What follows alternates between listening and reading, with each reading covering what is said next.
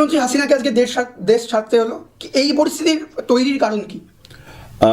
হাসিনা আজকে দেশ ছেড়েছেন বেলা বাংলাদেশি সময় ওই বেলা 11:30-12টা এরকম সময় ছেড়েছেন, কিন্তু এই পটভূমিটা তৈরি হয়েছিল গতকাল দুটি ঘটনা ঘটে, যেটা আমরা ওয়ালে খুব বিস্তারিতভাবে লিখেছিলাম। একটি হচ্ছে যে হাসিনা গতকাল সকালে ওর নিরাপত্তা পরিষদের বৈঠক ডেকেছিলেন। নিরাপত্তা পরিষদে একজন নিরাপত্তা উপদেষ্টা আছেন, আর আছেন সেনাবাহিনীর 3 প্রধান, বাংলাদেশ পুলিশের প্রধান, বাংলাদেশ উপকূলীয় যে নৌ বাহিনী আছে তাদের প্রধান, এই রকম যারা দেশের নিরাপত্তা এবং বহির নিরাপত্তা এটা দেখে। আমাদের কাছে যা খবর যে সেই বৈঠকে দেশের পরিস্থিতি বিভিন্ন এজেন্সি তারা ওখানে ব্যাখ্যা করেন। তার আগেই একটা কর্মসূচি এই যে বৈষম্য বিরোধী ছাত্র আন্দোলন তারা দিয়েছিল, যে তারা মঙ্গলবার আগামীকাল থেকে তারা চেয়েছিল যে লং মার্চ টু ঢাকা, অর্থাৎ তারা দেশবাসীকে বলেছিল যে ঘরে বসে থাকবেন না, ঢাকা চলে আসুন। অর্থাৎ তাদের পরিকল্পনা ছিল যে ঢাকাতে এমন বড় একটা জমায়েত করো যে জমায়েতে বঙ্গভবন অর্থাৎ রাষ্ট্রপতির অফিস বাড়ি এবং গণভবন অর্থাৎ প্রধানমন্ত্রীর অফিস বাড়ি এগুলো সব অবরুদ্ধ হয়ে পড়ে, সরকারি সচিবালয় এবং সেনানিবাস সব কিছু অবরুদ্ধ হয়ে পড়ে। মানে লাখ লাখ লোক যদি চলে আসে তখন তো তাহলে তো বিমান থেকে মানে নিজের দেশের লোকের উপরে বোমা ফেলতে হয়। ওরা এরকম একটা পরিস্থিতি তৈরি করার চেষ্টা করেছিল। সেইটা কিন্তু হাসিনাকে ব্রিফ করা হয় যে এই যে সিচুয়েশনটা মোকাবিলা করাটা কিন্তু খুব কঠিন পরিস্থিতি। অতীতে বাংলাদেশের কোনো গণ আন্দোলনে এইরকম পরিস্থিতি হয়নি। বাংলাদেশ কিন্তু এই জন আন্দোলন বা স্বৈরাচার বিরোধী আন্দোলনের একটা বলা যায় যে সূতিকাগার। অনেক আন্দোলন হয়েছে, এই হাসিনা করেছেন, হাসিনা খালেদা একসঙ্গে করেছেন এরশাদের বিরুদ্ধে, তার আগে জিয়াউর রহমানের বিরুদ্ধে আন্দোলন হয়েছে, হাসিনার বিরুদ্ধে অনেক আন্দোলন হয়েছে, কিন্তু এই রকম হয়নি। তো সেনা প্রধান সেখানে একটি কথা বলেন যে আমরা কিন্তু দেশের মানুষকে নির্বিচারে গুলি করে হত্যা করতে পারবো না, এটা সম্ভব হবে না। কারণ এবং আমার মনে হয় না কোনো এজেন্সির পক্ষে এটা সম্ভব, কারণ যে কল ওরা দিয়েছে তখন হাসিনা নির্দেশ দেন যে কারফিউ জারি করে দেওয়া হোক, এবং দুপুরবেলায় সরকার ঘোষণা করে যে সন্ধ্যে 6টা থেকে আবার কারফিউ জারি হবে। কিন্তু এই বৈষম্য বিরোধী ছাত্র আন্দোলন তারা বলে যে কারফিউ জারি থাকলেও লং মার্চ হবে, এবং শুধু তাই নয়, লং মার্চটা মঙ্গলবার হবে না, লং মার্চটা সোমবারে হবে। এইটা বাংলাদেশের সব এজেন্সিকে একটা বড় ধরনের বিপদের মুখে ফেলে দেয় যে একদিন এগিয়ে এলো লং মার্চটা, ফলে গভর্নমেন্ট যে কিছু প্রিপারেশন নেবে তারও তারা সুযোগ পেল না। গভর্নমেন্ট কিছু ছোটোখাটো ওই মোবাইল ইন্টারনেট বন্ধ করলো, দুপুরবেলা ফেসবুক বন্ধ করে দিয়েছিল, কারফিউ জারি করলো, সেনাকে আরও বেশি করে মোতায়েন করা হলো। কিন্তু একটা হচ্ছে সেনাপ্রধান কোনো আশ্বাস প্রধানমন্ত্রীকে দেননি যে এই পরিস্থিতি আটকাতে গেলে পরে তাহলে হাজার হাজার মানুষকে গুলি করে মেরে ফেলতে হবে। সেইটা কি করে সম্ভব? এটা তো দেশের নাগরিক। এবং তার আগের দিন সেনাপ্রধান দেশের সমস্ত সেনা আধিকারিকদের সঙ্গে একটা বৈঠক করেন। মানে বাংলাদেশের ইতিহাসে এইরকম সেনাপ্রধানের ভূমিকা কিন্তু আমরা অতীতে কখনো দেখিনি। তিনি একটি বৈঠক করেন ঢাকার সেনা সদরে, সেখানে ফিজিক্যালি কিছু লোক ছিলেন আর বাকিরা ছিলেন হচ্ছে ভার্চুয়ালি। সেই বৈঠকে উনি অনেকগুলি কথা বলেন। উনি বলেন যে আপনারা কেউ গুজবে কান দেবেন না, সোশ্যাল মিডিয়ার কোনো দেখে বিচলিত হবেন না, এবং কোনো নির্দেশ সম্পর্কে যদি আপনাদের মধ্যে কোনো কনফিউশন থাকে বা কোনো আপত্তি থাকে সরাসরি আমাকে জানাবেন। মানে এই যে কথাটা উনি বলছেন খুব ইঙ্গিতপূর্ণ যে কোনো লোকাল অ্যাডমিনিস্ট্রেশন সেনাকে বললে যে এখানে গুলি চালিয়ে দিন কি এখানে এই করুন, উনি ইঙ্গিত করলেন যেগুলো আপনাদের শুনতে হবে না, এরকম যেখানে আপনার মনে হবে যে সিদ্ধান্তটা আপত্তিজনক আমাকে জানাবেন, সরাসরি আমাকে জানাবেন। এটা এক। দুই হচ্ছে সেনা সদর থেকে একটি বিবৃতি জারি করা হয়, সেখানে একটা ইন্টারেস্টিং লাইন উনি বলেন যে বাংলাদেশ সেনা আশ্বস্ত করছে যে এই পরিস্থিতিতে তারা জনগণের পাশে থাকবে। এটা উনি আগের দিন বলেছিলেন। গতকাল প্রাইম মিনিস্টারকে গিয়ে বললেন যে পরিস্থিতি তৈরি হতে যাচ্ছে তাতে কিন্তু মানে হাজার হাজার মানুষকে মেরে ফেলতে হয়, এটা আমরা কি করে করব। এই যে জনগণের পাশে থাকবে সেনা, এটা খুব ইঙ্গিতপূর্ণ কথা ছিল, খুবই ইঙ্গিতপূর্ণ কথা ছিল। উনি মানে নর্মালি কি হয় যে আমরা রাষ্ট্র ও সরকারের পাশে থাকবো, রাষ্ট্রের পাশে থাকবো মানে জনগণের পাশে থাকবো বোঝায়, কিন্তু উনি কিন্তু সরকারের পাশে থাকবো কথাটা বলেননি, উনি শুধু বলেছেন জনগণের পাশে থাকবো। এইটা খুব ইন্টারেস্টিং। তার ফলে হাসিনা কিন্তু মুহূর্তের মধ্যে একটা অসহায়তার মধ্যে পড়লেন যে সেনা প্রধান। এবং আরও একটা জিনিস লক্ষণীয়, সেটাও আমরা কিন্তু আমাদের ওয়ালের কাভারেজে বারে বারে লিখেছি, যে ওখানে পুলিশকে দেখলে মানুষ মারছে, পুলিশকে পিটিয়ে খুন করছে। এবং রবিবার দিন ওখানে একটা থানা, এনায়েতপুর থানা হবিগঞ্জে, সেখানে একটা থানাতে 13 জন পুলিশকে পিটিয়ে মেরে তারপরে গাছে ঝুলিয়ে দেওয়া হয়। কিন্তু কোথাও সেনাবাহিনীর সঙ্গে কোনো সংঘাত হয়নি, সেনাবাহিনীও মানুষকে কখনো ডিস্টার্ব করেনি, এবং সেনাবাহিনীর বিরুদ্ধে দুটি জায়গাতে গুলি চালানোর অভিযোগ আছে। সেনাপ্রধান বলেছেন দুটিরই বিচার হবে এবং সেনা আইনে বিচার হবে, কারণ আমাদের তরফে গুলি চালানোর কোনো নির্দেশ ছিল না। ফলে এই দফাতে যে সেনা নামানো হয়েছিল সেখানে সেনাও কিন্তু অদ্ভুতভাবে তারা প্রতিরোধ করার চেষ্টা করেছে, কিন্তু পুলিশের মতো একেবারে পাল্টা হিংস্র আক্রমণে তারা যায়নি। এইটা একটা বড় অসহায় পরিস্থিতির মধ্যে হাসিনাকে ফেলে দেয় মুহূর্তের মধ্যে।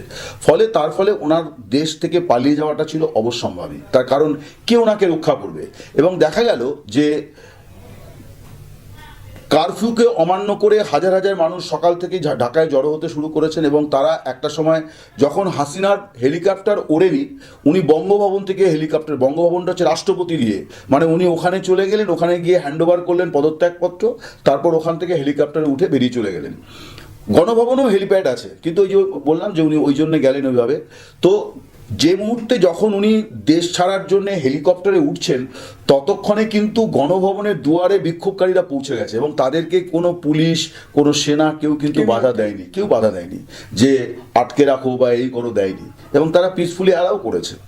এবং সেনাপ্রধান একটা কথা বলেছেন এই হাসিনা দেশ ছাড়ার পরে, সবাইকে শান্ত হওয়ার কথা বলেছেন, এবং বলেছেন যে আমি সেনাবাহিনীকে বলছি, আমি পুলিশকেও বলেছি কোথাও গুলি চালাবেন না, মানুষ মারবেন না, এইটা উনি বলেছেন।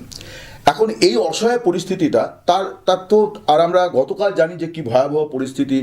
এক তো হচ্ছে যে কোটা বিরোধী আন্দোলনে প্রায় 200-250 মতো লোক মারা গিয়েছেন, এবং এই বাংলাদেশে কোনো গণ আন্দোলনে এই অল্প সময়ের মধ্যে এত লোক মারা যাননি অতীতে কখনো, এটা একটা বিষয়। দুই হচ্ছে গতকাল তো সব রেকর্ড ছাপিয়ে গেছে, মানে 98-তে গিয়ে থেমেছে, কিন্তু আমি বলবো যে এখানে অনেক গুলিবিদ্ধ মানুষ আছেন, হয়তো তারা অন্যত্র মারা গেছেন, তার কারণ হচ্ছে তারা রাজনৈতিক কারণে কোনো হাসপাতাল, সরকারি হাসপাতালে তো আসবেনই না, হয় তিনি বিএনপি করেন, নয় তিনি জামাত করেন, ফলে তিনি সুস্থ হলেও তাকে পুলিশ পরে অ্যারেস্ট করবে। এটা আমরা আমাদের এখানেও দেখেছি, নন্দীগ্রামে যখন মুভমেন্ট হতো, অনেকে গুলি খেয়ে ওই হাতুড়ে ডাক্তারের কাছে গিয়ে ইয়ে করতো, হাসপাতালে যেত না, কারণ যেন ওখান থেকে পুলিশ অ্যারেস্ট করবে। আমার ধারণা এই ফিগারগুলো অনেক বেশি হবে। যাই হোক, তো গতকাল যেটা হয়েছে যে আওয়ামী লীগের একটা মানে প্রত্যাঘাত করার পরিকল্পনা ছিল, যে এদেরকে আমরা একটা বুঝিয়ে দেবো যে আমরা মরে যাইনি, কিন্তু অধিকাংশ জায়গাতে পাল্টাপাল্টি ধাওয়া হলেও বেশিরভাগ জায়গায় ধাওয়া কিন্তু আওয়ামী লীগ খেয়েছে। যেমন ইয়েতে যে ঘটনাটা ঘটেছে একটা জায়গাতে, সেটা হচ্ছে যে কি বলে আমাদের নরসিংদীতে, যে একটা অবরোধকে তুলতে যায় আওয়ামী লীগের নেতারা, কিন্তু অবরোধকারীরা সরতে রাজি হয় না, তখন আওয়ামী লীগ গুলি চালিয়ে দেয়, 4 জন গুলিবিদ্ধ হয়। ওই অবস্থায় 4 জনকে একদল লোক হাসপাতালে নিয়ে গেছে, আর বাকিরা লাঠি সোটা নিয়ে এদেরকে এমন তাড়া করেছে, যেটা আতঙ্কে একটা আর না দৌড়ে একটা মানে উপাসনালয়ের মধ্যে ঢুকে পড়েছে, সেইখানে তাদের পিটিয়ে মেরে গাছে ঝুলিয়ে রেখেছিল। এখন এই নৃশংসতাগুলো মানে সত্যি খুব মানে মর্মান্তিক এবং নিন্দনীয়, এবং এখান থেকে এক ধরনের একটা তালিবানি মানে সন্ত্রাসেরও, হিংসারও একটা তালিবানি কালচারও দেখা যাচ্ছে, যে এই যে গাছে ঝুলিয়ে দেওয়া, মানে মানুষকে দেখানো, মানুষকে ভয় পাওয়ানো যে তোমাদের পরিণতি এরকম হবে, এটাও কিন্তু একই সঙ্গে আমি বলবো যে ভয়ানক। হ্যাঁ, যারা মারছেন তারা হয়তো প্রফেশনাল খুনি নয়, কিন্তু তাদের মধ্যে কিন্তু ওই হিংসারও তো একটা নানা কালচার আছে। এই কালচারটাও কিন্তু এখান থেকে গত কয়েকদিন ধরে দেখা যাচ্ছে যে, এবং মানে এই কোটা বিরোধী আন্দোলনের সময় তো পুলিশকে মেরে ঝুলিয়ে দিয়েছে, আওয়ামী লীগের নেতাকে মেরে গাছে ঝুলিয়েছে, ল্যাম্পপোস্টে ঝুলিয়ে রেখেছিল, সেসব ছবি সবগুলো প্রচার করা হয়নি হিংসাকে ইয়ে করার জন্য, কিন্তু ঘটনাগুলি ঘটেছে। তো এই যে পরিস্থিতিটা, এই যে হাতের বাইরে চলে গেল কন্ট্রোলটা, এইটা হাসিনা হয়তো এত দ্রুত ঘটবে এটা হয়তো উনি মানে ভাবতে পারেননি। এখন বাংলাদেশের রাজনীতিতে, আমাদের এখানে যেমন একটা কথা রাজনীতিতে এসে খেলা হবে, বাংলাদেশ থেকে এটা শুরু, খেলা হবে স্লোগানটা। নারায়ণগঞ্জের একজন আওয়ামী লীগের সাংসদ, তো আওয়ামী লীগের লোকেরা গত পরশুদিনও বলেছেন যে খেলা হবে, কিন্তু তারা কখনো বুঝতে পারেননি যে খেলাটা আসলে শেষ হয়ে ওদের হাত থেকে বেরিয়ে গেছে। অনেক সময় হয় না যে অনেক ম্যাচের ফলাফল ডিসাইডেড হয়ে গেছে, যেমন ক্রিকেট ম্যাচে হয়ে গেছে, বা ফুটবলে মানে ম্যাচ শুরুর 20 মিনিট আগেই 5-0 একটা দল এগিয়ে আছে, সবাই জানে কে জিতবে, কিন্তু বাকি 20 মিনিট তো খেলা হবে। আসলে হাসিনার কন্ট্রোল থেকে, আওয়ামী লীগের কন্ট্রোল থেকে খেলাটা চলে গেছিল হচ্ছে পরশুদিন। তারপরে মাঝে একটা দিন এবং আজকে সকাল থেকে মানে গতকাল রাত থেকে ওরা বুঝে গেছেন, যে কারণ রাত থেকে খবর আসছিল যে কারফিউ উপেক্ষা করে হাজারে হাজারে মানুষ আসছে এবং কোনো ব্যারিকেডেই তাদেরকে সেনাবাহিনী আটকাচ্ছে না। ফলে বোঝাই গেল যে এই যে পরিস্থিতিতে সেনাবাহিনীও কিন্তু একটা কি বলবো, যে এই যে গণ আন্দোলন বা গণ অভ্যুত্থান আমরা যাই বলি না কেন, পৃথিবীর বিভিন্ন দেশে অতীতে এই ধরনের হয়েছে, এখানেও কিন্তু দেখা গেল যে সেনাবাহিনী এসে কিন্তু একটা অন্য রোল প্লে করেছে। একদমই তাই। আমরা যেটা দেখলাম, সেনাবাহিনীর একটা রোল তো এখানে আছেই, আর স্বাভাবিকভাবেই আমাদের পড়শি দেশ বাংলাদেশের এই ঘটনার সঙ্গে ভারতের নামটাও জুড়ে গেছে, কারণ হাসিনা হেলিকপ্টার করে ভারতে এসছেন বলে আমরা জানতে পেরেছি এবং সূত্রের খবর যে তিনি লন্ডন চলে যাবেন। তো আপনার কি মনে হয় এখানে ভারতের অবস্থানটা ঠিক এইখানে কি হতে পারে? একটা তো বিষয় আছে, দেখো যে বাংলাদেশে বিগত বেশ কয়েক বছর ধরে আমি বলবো যে মনমোহন সিং এর সময়, অর্থাৎ ইউপিএ সরকার এবং নরেন্দ্র মোদীর সরকার, এই সময়ে এই দু দেশের মধ্যে সম্পর্কের প্রভূত উন্নতি হয়েছে, বিশেষ করে হাসিনা আসার পরে। এবং এটা ঠিক যে এই সম্পর্কের উন্নতিটা ঘিরে সবসময় একটা বিতর্কও থাকে। বাংলাদেশের বহু মানুষ, মানে অনেক অংশের মানুষ, বিরোধী দল তো বটেই, অনেক সাধারণ মানুষ, তারা মনে করেন যে মানে হাসিনা বাংলাদেশকে ভারতের কাছে সমর্পণ করে দিয়েছেন, বিক্রি করে দিয়েছেন, এবং নানান কথা বলা হয়।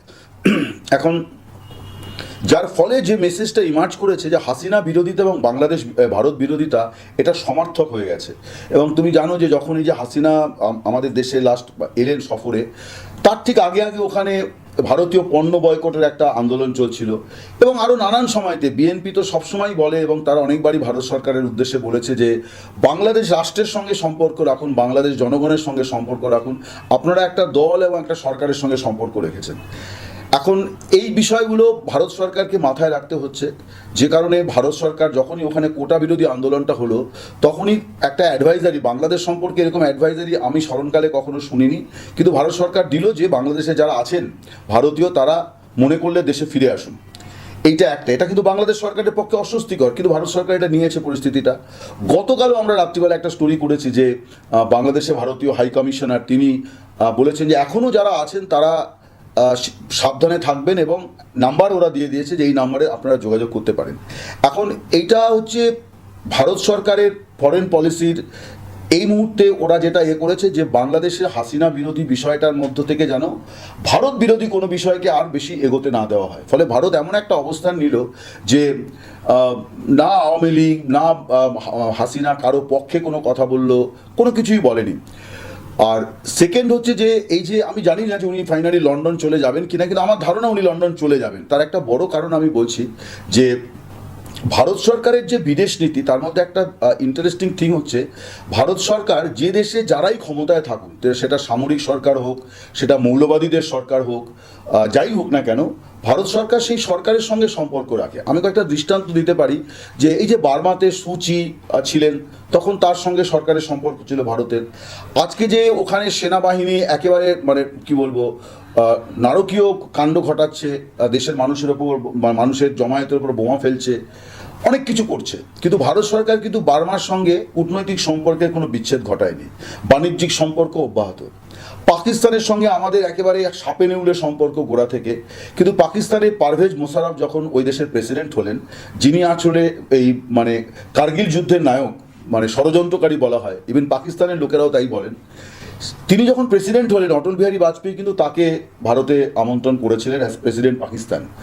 তো এমনকি যে এখন তালিবানরা ক্ষমতায় আছে আফগানিস্তানে, এই তালিবানদের সঙ্গেও কিন্তু ভারত সরকার একটা সম্পর্ক তৈরি করেছে, যে ওখানে কারা শাসন ক্ষমতায় থাকবে সেটা ওদের দেশ ঠিক করেছে, বা ওদের পরিণতি, ওদের সমস্যা। কিন্তু আমরা গভর্নমেন্ট টু গভর্নমেন্ট রিলেশনটার ক্ষেত্রে ওইটাকে বিয়ে করবো না যে তোমরা মৌলবাদী সরকার। হ্যাঁ, তালিবানদের কার্যকলাপের বিরুদ্ধে ভারত সরকার বলে করে, কিন্তু তালিবানরা এখন আফগানিস্তানের সরকার চালাচ্ছে, ফলে তারা মৌলবাদীদের সরকার বলে আমি সরকারটাকে বয়কট করে আমি আসলে দেশটাকে বয়কট করব। ভারত সরকার এখন এটা করে না। ফলে বাংলাদেশে নতুন যে সরকার হবে, আমার ধারণা, ইভেন আমি বাংলাদেশেও থেকে দেখেছি যে যখন বিএনপি ছিল তখনও যে হ্যাঁ আজকের মতো এত ভালো সম্পর্ক ছিল না, কিন্তু এই ঘটনাও ঘটেছিল যে আমাদের প্রেসিডেন্ট প্রণব মুখোপাধ্যায় তিনি যখন বাংলাদেশ সফরে গিয়েছিলেন, তখন তিনি প্রাক্তন প্রধানমন্ত্রী খালেদা জিয়ার সঙ্গেও মিট করতে চেয়েছিলেন, কিন্তু খালেদা জিয়া অ্যাভয়েড করেছিলেন। তার মানে ভারত যেমন হাসিনা সরকারের সঙ্গে সম্পর্ক রাখতে চায়, আবার বিএনপির নেত্রী তাকেও কিন্তু সম্মান দিয়ে আমাদের প্রেসিডেন্ট দেখা করতে চেয়েছিলেন। ফলে আমার মনে হয় যে লন্ডন যদি নাও গিয়ে থাকেন, ভারত এমন কোনো বার্তা দেবে না যে তারা হাসিনাকে খুব প্রোটেকশন দিতে চাইছে এবং আবার তাকে রিইনস্টেট করাতে চাইছে ওখানে। এক্ষুনি এসব কিছু হবে বলে মনে হয় না, বরং ক্লোজ ওয়াচে থাকবে এবং নতুন যে সরকার আসবে তারা কারা, তাদের সঙ্গে আমাদের যে বোঝাপড়া সেইটা কি হবে না হবে সেগুলো দেখবে। ফলে আমার মনে হয় এটাই ভারত সরকারের স্ট্যান্ড আর কি। অবশ্যই।